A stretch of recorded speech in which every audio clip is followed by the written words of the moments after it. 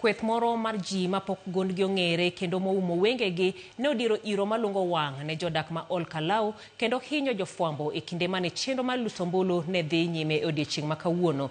Jogo nogo tach e chuny boma ma Ol Kalou ka gitiyo gi geche madongo mar otenge kido mar Land Cruiser Prado. Ma timore ka arita ne omed rido e gwengego eko ma Ol Kalou e odiechieng' endi mar luto ombulu.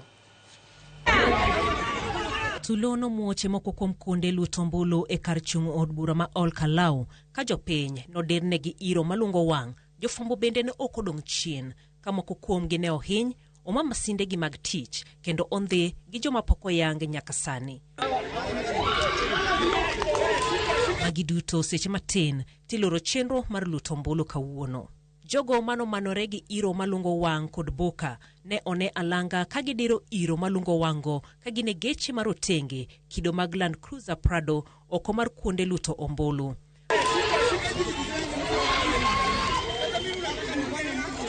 Mae oting'o kar luto ombulu ma Ol Kalou Comprehensive kod AC Primary kanyakla kod e chuny boma ma Ol Kalou tok moko kuom ojende dino apaya. Kamano bende kwethno manodino wengegi noriembo joma ne ni oko mar kuonde luto ombulugo kama ne gidire iro malungo wang'. Jafwambo mar Radio Africa Group Enos Teche ma bende en jago picha mar gazet mar The Star kanyakla kod George Kieru mar Nation Media Group oido hinyruok ka bende nomagi gigegi mag tich kod kwethno mane nigi geche mag Land Cruiser Prado. Jakom board mar kambi fwambo mar Nation Media Group Joma e ote ne ute fwambo okwendo monj motim ne jofwambogo kokwayo mondo oru nonro kojiwo ni monj ne jofwambo en rocho ratich oganda mondo bed gi ng'eyo mar gima timre.